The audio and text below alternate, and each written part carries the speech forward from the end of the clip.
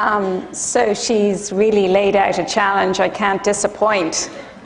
So I have to tell you that I got up this morning at 3 a.m. And I was thinking about Wendy in not so favorable terms as I hauled myself out of bed. I got on the train and tried to sleep unsuccessfully, worried about my kids. I've got teenage, early 20-year-old kids. And then I came here and I listened to a truly phenomenal talk about STDs. Now I'm really worried about my kids. And as I was sitting there listening to the presentation, there were two things that struck me. One was, I wish I had a photographic memory. And the second was, as soon as I get home, I'm going to get hold of those 4 kids. And I'm going to bombard them with every statistic to try and get some measure of the concept of abstinence. Not sure I'm going to get too far, but it's worth a try. So we're going to move on to something a little bit more mundane here, and we're going to talk about the management of hypertension and dyslipidemia, management of hypertension and cardiovascular disease. And I think one of the things that you all know is the data on this slide. You see it on the front of lay publications, it's in every patient care magazine, it's just all over the place. And you know, we strive very hard to improve outcomes, and as this slide would suggest, we are making some progress. In fact, we're making pretty phenomenal progress. But there is still absolutely an opportunity for change. And if we think of the 3 cardinal risk factors for premature death in women, they are hypertension, dyslipidemia, and diabetes. And we know that each of these diagnoses presents to us a therapeutic opportunity. And in each encounter with every patient that we see in clinic, no matter what type of specialist we are, we have a golden opportunity to impact change. And for hypertension, as we all know, this is a silent disorder. So the challenge is really there before us. We've got to work hard to try and be proactive about identifying it and then persuading our patients to take a medication for something that they don't feel. And the only way to make the diagnosis is based on physical examination. And the definition of hypertension is after 3 consecutive readings taken with the patient sitting in a comfortable position, arm resting at the level of the heart with a mean being above 140 over 90 millimeters of mercury. So we know that the control rates, even though they've improved ever so slightly, they're still abysmal. We know that the prevalence being over 55 million makes it one of the most common diagnoses made every day in the US. However, we also know that the control rate is far beneath where it should actually be.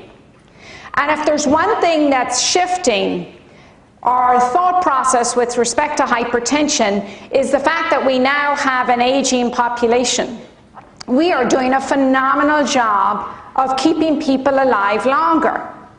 Now, although people are living to be much older, the average life expectancy for a woman in the US today is 82 years of age.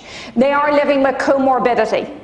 And the comorbidity in and of its own right presents multiple problems, one of which is polypharmacy. And if we look at the trends in hypertension over the last decade, the one thing we know about hypertension when we evaluate it in the community setting is that systolic elevations of blood pressure are way more prevalent than the old traditional essential hypertension with both the systolic and the diastolic elevated. Now that has multiple implications in terms of therapy. But it also harkens back to the traditional education model for hypertension, which was initiated approximately 50 years ago. And that was that systolic elevations and blood pressure was a physiological representation of the need to increase cerebral perfusion. Well, that's hogwash. Because what happens with people who've got isolated elevations in their systolic blood pressure is that they have strokes. So we have this increased recognition not to ignore the patient who comes in the door with a diastolic of 70, but their systolic is 170 or 1. That's learning point number one. Ignore isolated systolic hypertension at your peril and recognize that it is the most prevalent form of hypertension in the US today.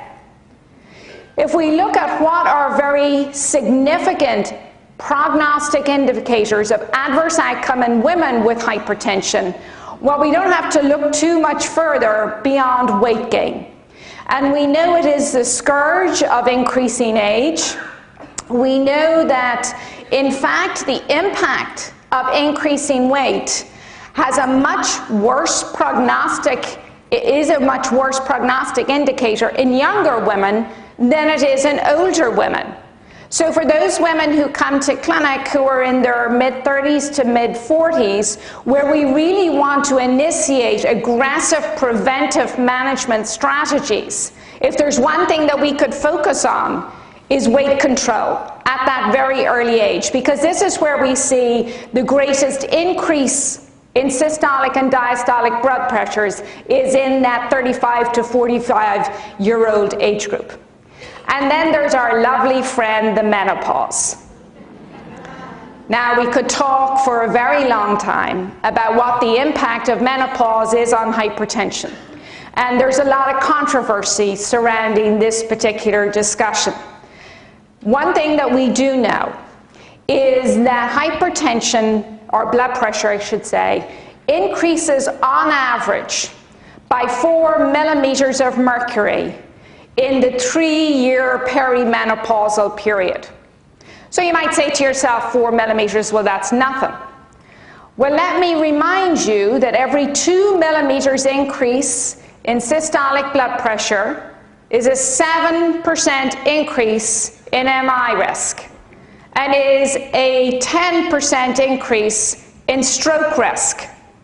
So when we start to look at those unbelievable outcome statistics, where women jump from being relatively protected from cardiovascular disease to exceeding our wonderful male counterparts, it happens in a very short period of time.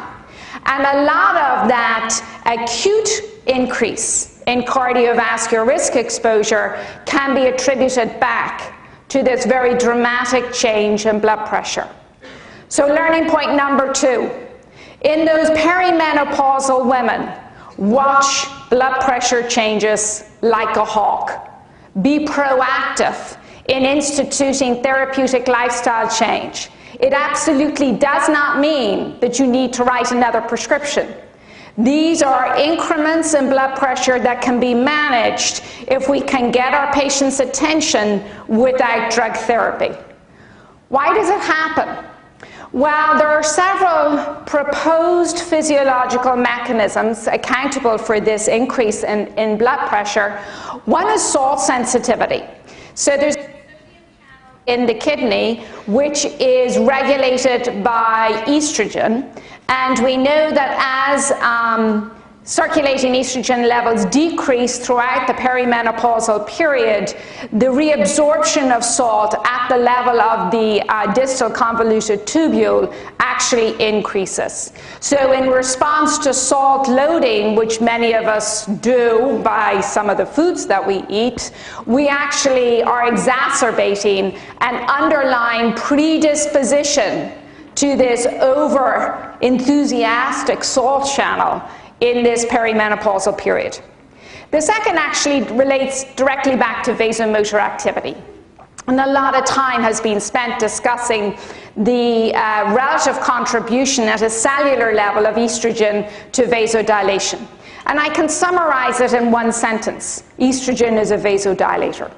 And as estrogen levels start to decrease in that perimenopausal period, the ability for estrogen to regulate nitric oxide production, overall endothelial cell vasoreactivity is impaired. So we know that blood pressure increases, we know that salt sensitivity is a contributing problem, and we know that that salt sensitivity can then be traced back to levels of estrogen itself. So when we go back and we say that learning point number 2 is focus on therapeutic lifestyle change in that perimenopausal period, really getting the attention of a female who has a great likelihood of presenting themselves for clinical care, salt restriction is a great piece of advice to give a patient at that time. Now here's the bad news. The bad news is that we use this cut point of 140/90. The reality is the risk associated with blood pressure actually starts at a blood pressure of about 110/70. So that's somewhat depressing. And we don't share that information with our patients because I think they'd feel they were on a slippery slope to nowhere. So what we recognize from this is the risk starts very early on at fairly low levels of blood pressure. And it is the ethos of prevention that provides us with the opportunity to educate, and educate. So what we're trying to do is prevent this inexorable progression. Now, just as a refresher, I'm fairly confident everybody knows this already, the definition of normal blood pressure is a systolic of less than 120 and a diastolic of 80. Please pay close attention to the word "and." It is necessary for both numbers to be under these two values. Pre-hypertension was a diagnosis category that was introduced approximately a decade ago. Nobody's too sure why it was introduced because right now it doesn't have a therapeutic implication. But what maybe it does do is increase our focus on therapeutic lifestyle change. It's like a hallmark of bad things to come. And it gets the attention of the patient. It doesn't have an ICD-9 code, so it's a little bit difficult to know what to do with it. Most of us are liberal in our interpretation of that. And then stage 1 hypertension is a systolic of 140/159 or a diastolic of 90/99, and then stage 2 is above that. So we've got 2 stages, a pre-hypertension and a normal category. So when I come to manage a patient with hypertension, I say to myself, I have to have very clear goals of what I want to achieve. Well, obviously, number 1 is I want to control the blood pressure. But what does that mean? Basically, blood pressure is just purely a surrogate marker. In and of its own right, it doesn't mean an awful lot. But it's like a window to the soul parameter, a little bit like LDL cholesterol or HbA1c. We use it in clinic. And we have patients, by understanding what it is, to understand the direction in which the patient might be heading. So our first goal is to control the surrogate marker so we have a sense in this partnership with our patient that we're on the right track. But really, the other things that we are trying to do is to protect the heart, protect the kidneys, and ultimately protect the vasculature throughout the body. And we differentiate these because different classes of drugs have differential potency in their ability to protect the heart versus protect the kidneys, etc. And then recognizing that this is a silent disorder. We don't want to make our patients feel sick. This has probably been one of the biggest challenges in antihypertensive therapy, is preserving quality of life, which means trying to avoid poverty, trying to avoid side effects, and make things tenable with the rest of what's happening in his or her world. And then as our aged population continues to expand, we need to recognize that our therapies don't interfere with concurrent therapies for other diseases. And that can be an inexorable challenge that presents us all the time. How low do we go? Well, you know, unlike the story with LDL cholesterol and HbA1c, we really haven't seen a huge amount of controversy here. For uncomplicated hypertension, the number's 140/90. Since the last time I presented at this conference, there was 2 studies actually published which showed there was no benefit to lowering blood pressure more aggressively in an uncomplicated patient population. In patients who've got high risk of coronary artery disease, so this includes patients with chronic kidney disease, diabetic patients, patients with known vascular disease, we target a lower blood pressure of 130/80. So that's learning point number 3. 140/90 for the general population, 130/80 for the rest. And I say to my trainees all the time, show me an uncomplicated hypertension and I'll give you a Smartie, because I don't know very many of them, but I'm sure they exist somewhere. Therapeutic lifestyle change. Maintenance of weight for sure. How does weight contribute to high blood pressure? Well, the greater percentage of adipose tissue in the body correlates directly with an increase in sympathetic nervous system activation. And this has always been the assumed connection as to why do people, as they gain weight, become hypertensive. So it's an autonomic nervous system derived pathophysiological mechanism. Increase in physical activity. They don't have to join a gym, they don't have to wear crazy workout gear, they don't have to feel uncomfortable. Walking, anything that is above what they currently do. I use the AHA STEP program, where I encourage my patients to use a pedometer, which we give out to our patients in clinic, and ask them to increase the number of steps per week by 10% for the first 10 weeks. By the time they've got to 10 weeks, they're now easily up to 30 minutes of vigorous exercise a day. And I do say to them 7 days a week, because I know how psychology works. If you say to somebody 5 days a week, yeah, I won't do it today, I promise I'll do it tomorrow, and then tomorrow comes, nah, I'm going to do it the next day, and before you know where you are, you've done it twice a week. And I am guilty of that one myself. Moderate consumption of alcohol. As an Irish woman, it galls me to say this. Just kidding. So the recommendation is 1.5 units a day. That's about 10 ounces of wine. Just make sure it's a good one. Limited salt intake, limit saturated fat intake, and cholesterol in the same vein. Adequate intake of potassium, calcium, magnesium. This usually centers around intake of dairy.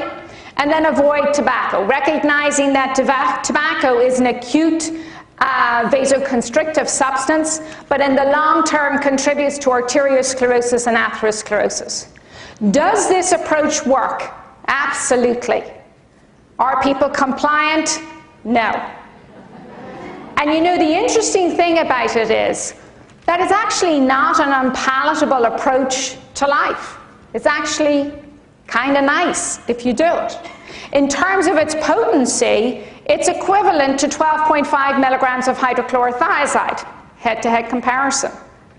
The problem is for some patients, it can be more expensive than a less healthy diet might be, and the exercise, they just can't find the time, although I've never, ever accepted that as an excuse.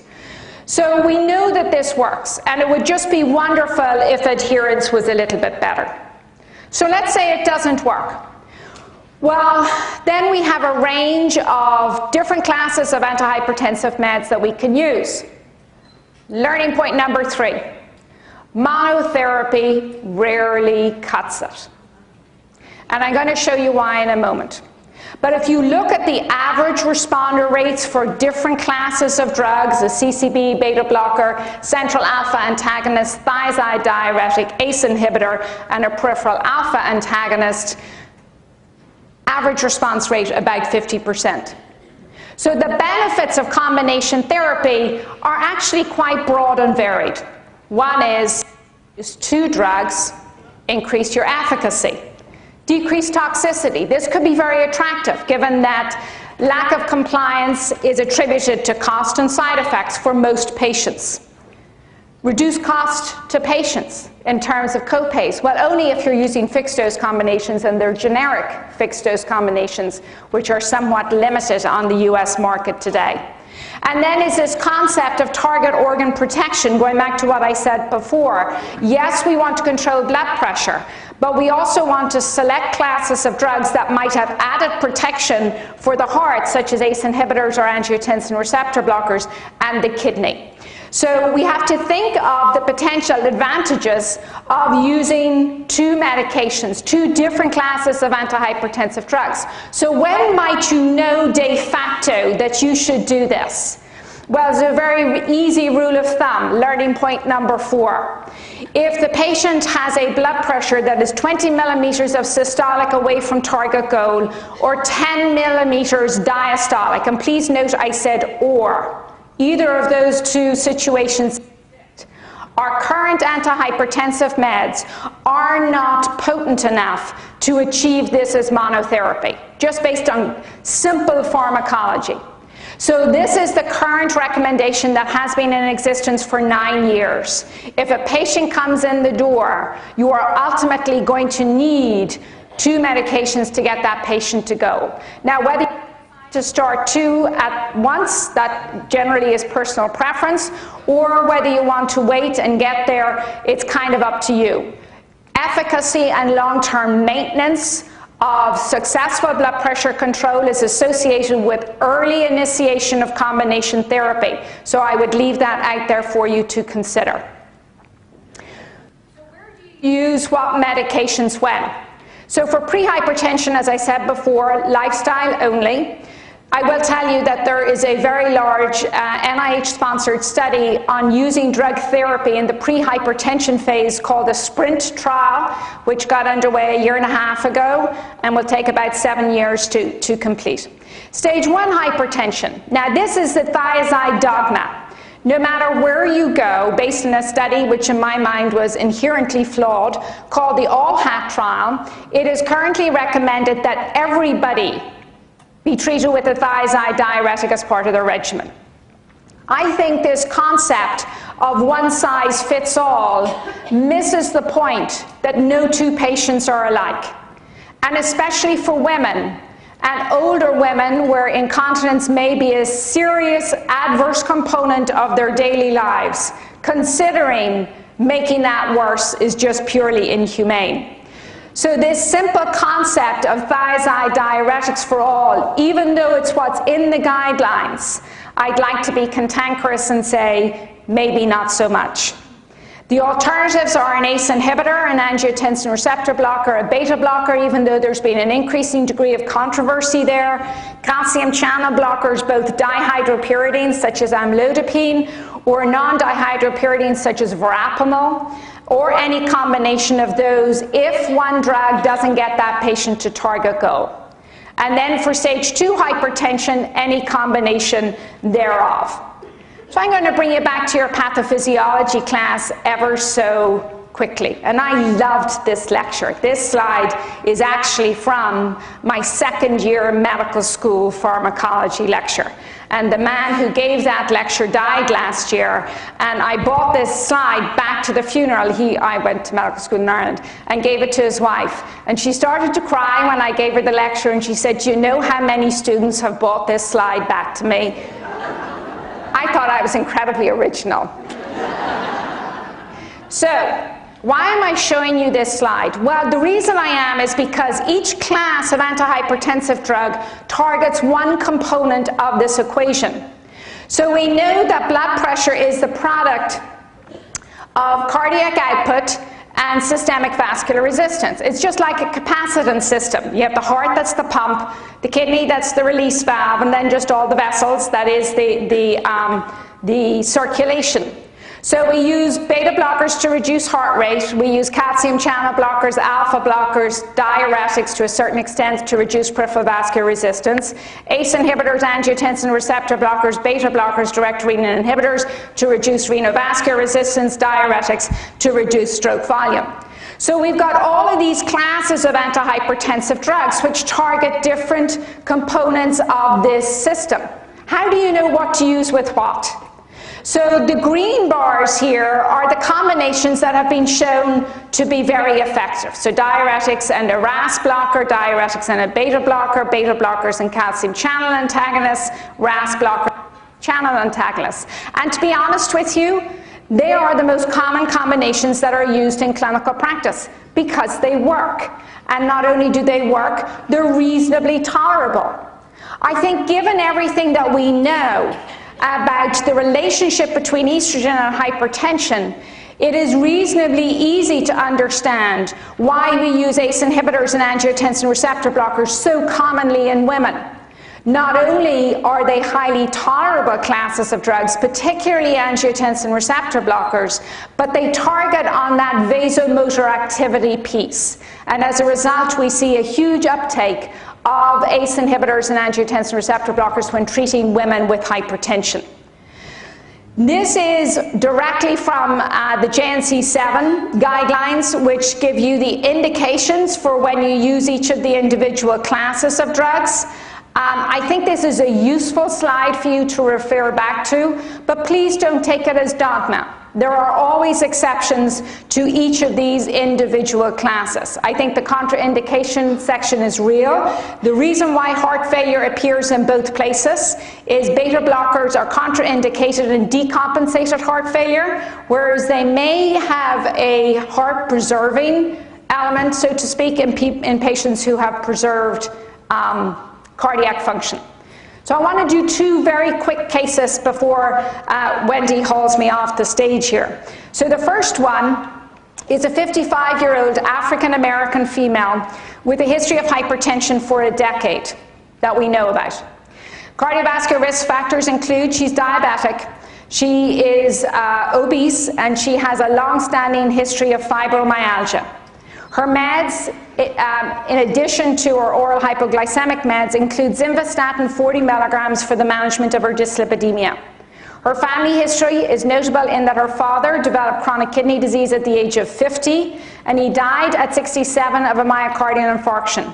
Her mother died in childbirth with her only other sibling who also died. So she has no other siblings and no other known relatives that she can look to for a further extrapolation of her family history. Her blood pressure showed stage 1 hypertension with a systolic of 150 and a diastolic of 92. She had a heart rate of 74 beats per minute. Her BMI was 28.9, which I should correct myself and say she's overweight, not obese. And her waist circumference was 37 inches. Cardiovascular exam was normal. Her EKG showed LVH by voltage criteria. Learning point number 5. Don't underestimate the value of an EKG done in the clinic to determine the impact of hypertension on cardiac function. If your patient has LVH, you know that the hypertension has been long-standing no matter what the patient is able to tell you.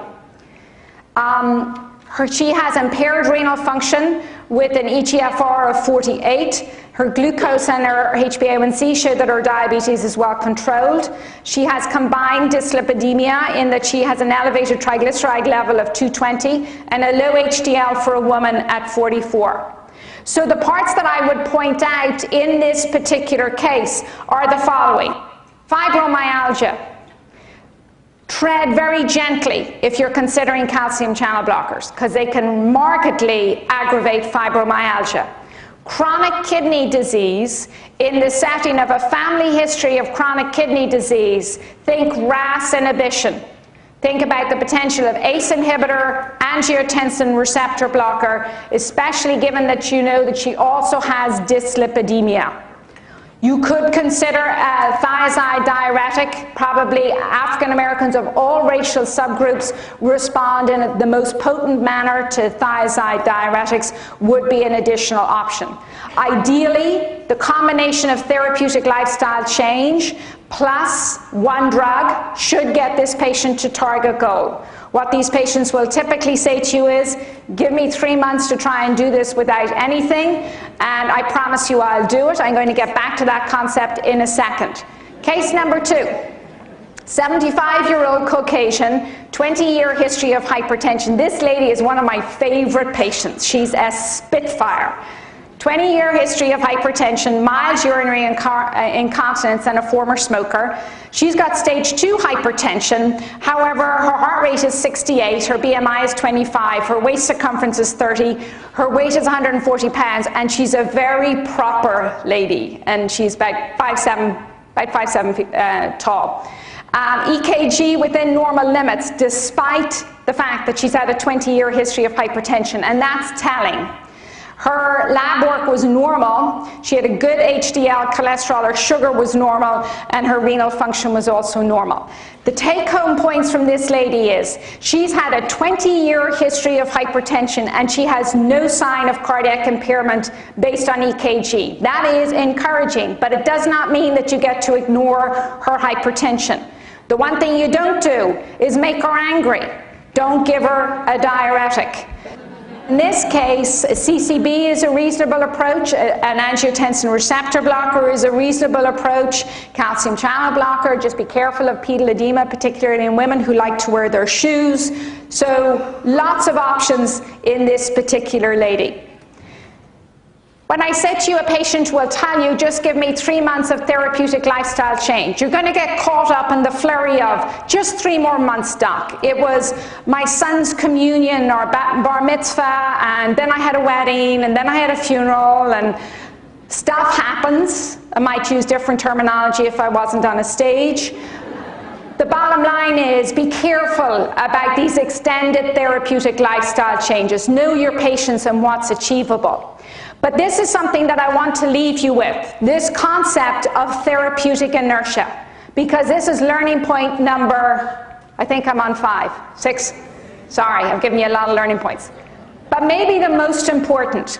This is from the Partners database within the Harvard system, the number of office visits where patients left without any intensification of their antihypertensive drug therapy.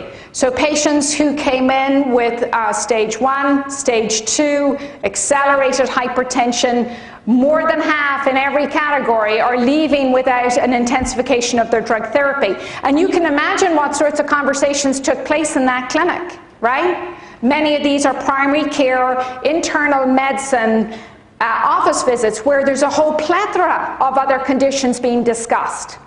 So when you think about this of therapeutic inertia. It's real and it has the potential of a huge negative impact. We did a survey within our own practice. We've got 6,200 patients, and we went back and looked at all of our blood pressure numbers and at our clinic notes. It was a very tedious study which we had some medical students work on over a summer. And what we realized is exactly what this data showed is we as providers have a much more optimistic view of how aggressive we are in medical practice than we actually were. So in many cases, we go back and we look at this data and we're like, what were we thinking? How did we let this go for a period of 6 months or 9 months? And you look into the clinic notes, wedding, funeral, birth, marriage, death, everything that happens. So just be careful about that. So I'm going to leave you with a plea. Hypertension is a therapeutic opportunity. It's something that everybody in this room can positively impact life. We can make change. It's our responsibility to start the conversation. Thank you very much.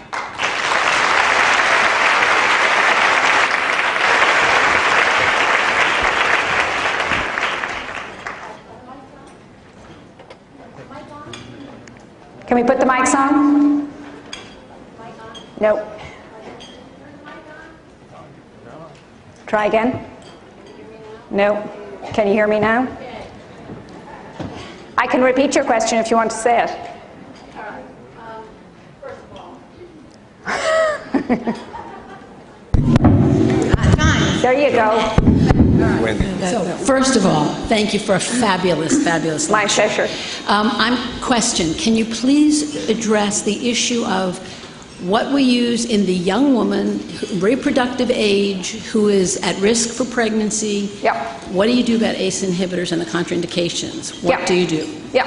So, you know, we treat that situation the same way as we do, how do we treat dyslipidemia in a woman of childbearing potential, of childbearing age. And that is that we don't have a requirement to change medication until we know a patient is actually pregnant. The teratogenicity data has kind of taken on a life of its own, and we know that there is no known teratogenicity if drug therapy is stopped within a week to 2 weeks of getting that positive pregnancy test response back. So I think the most important thing is we don't cut out every class of antihypertensive drug except for alpha-methyl-dopa, which is the only one that's been tested in pregnancy. So we've got calcium channel blockers, we should be using them. We've got ACE inhibitors, we should be using them. We've got angiotensin receptor blockers, we should be using them.